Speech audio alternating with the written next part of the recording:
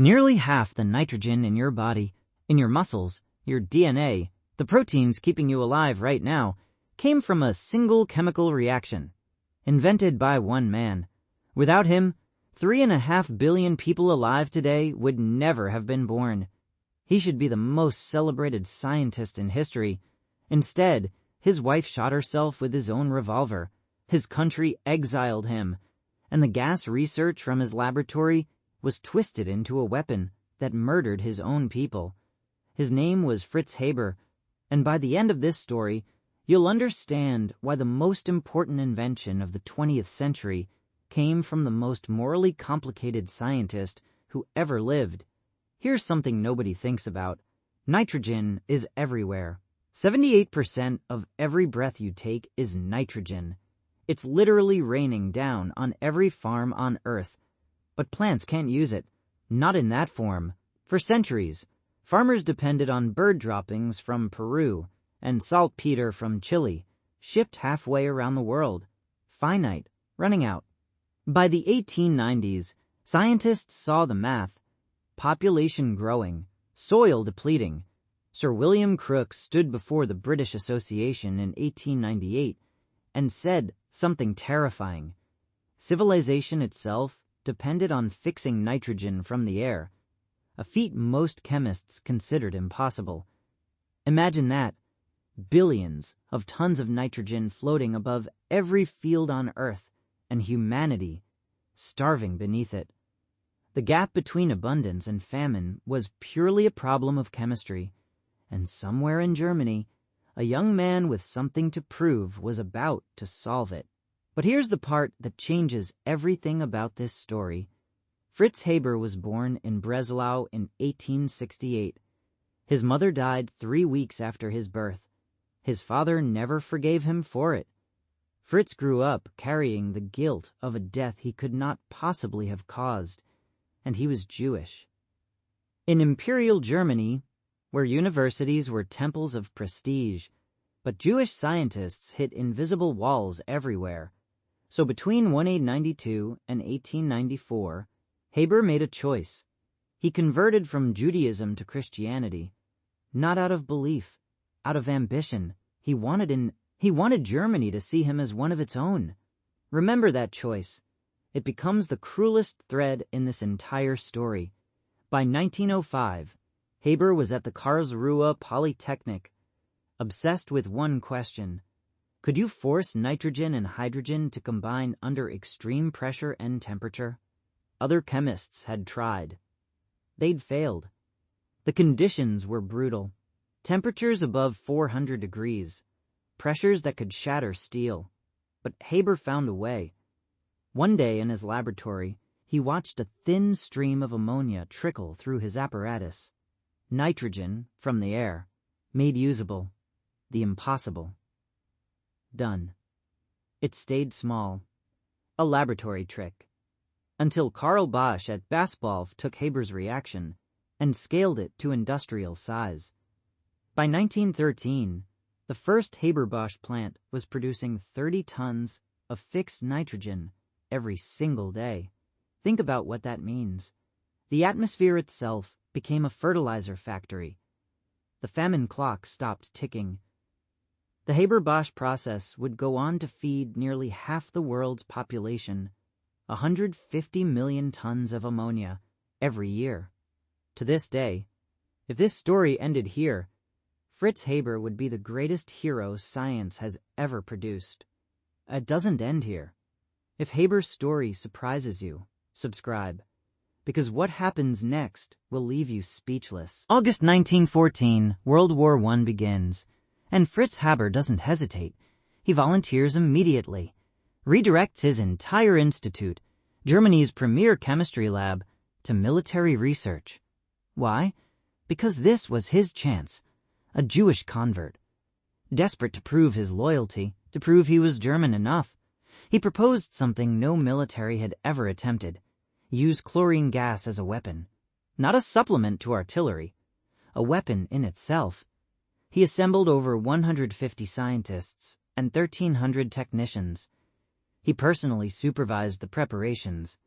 And on April 22nd, 1915, at the Second Battle of Ypres, Fritz Haber stood behind the German lines and watched 168 tons of chlorine released along a 4-mile front.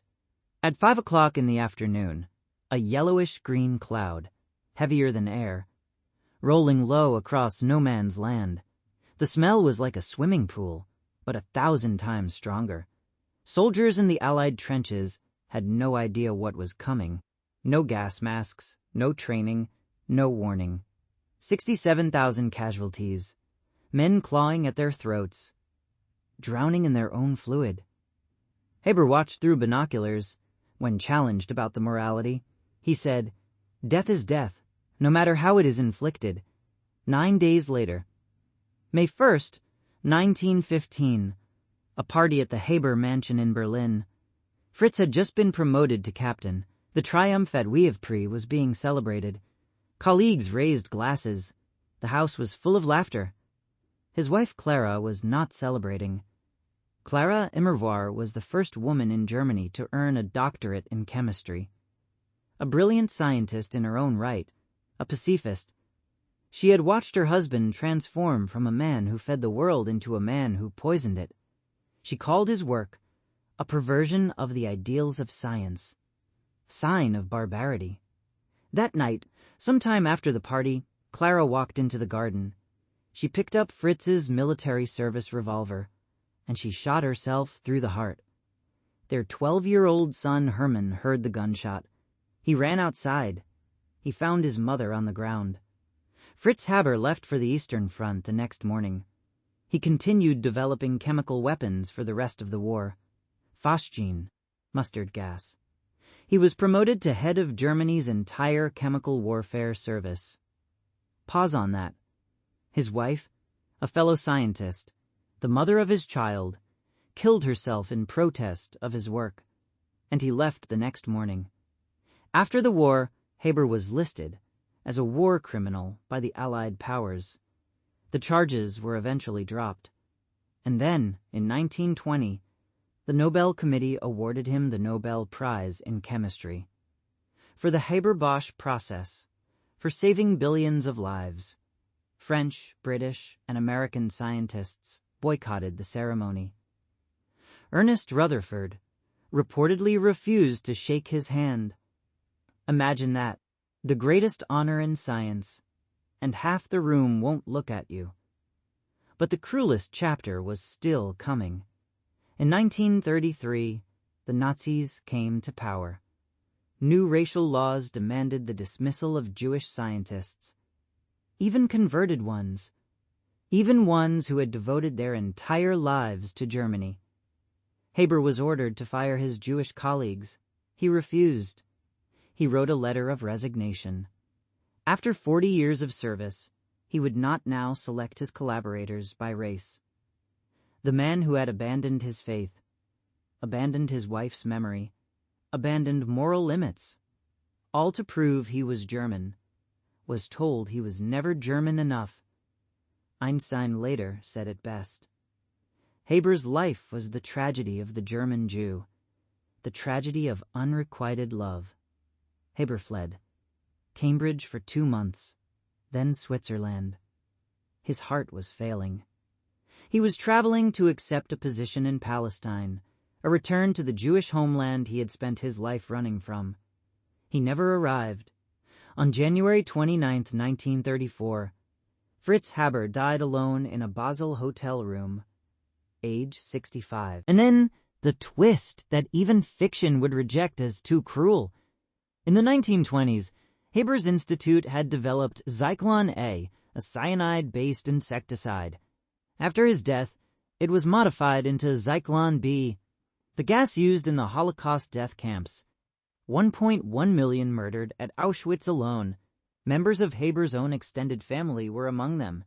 The chemistry he gave his life to used to end the lives of his own people. His son Hermann emigrated to the United States. In 1946, he took his own life. So what do you do with Fritz Haber? You can't subtract the dead from the fed and call the remainder net good. You can't separate the man who saved billions from the man who poisoned thousands. They're the same person. The same chemistry, the same desperate need to belong. Every scientist working on powerful technology today faces some version of Haber's dilemma. AI researchers, gene editors, nuclear engineers. The question is never whether your work can be used for harm.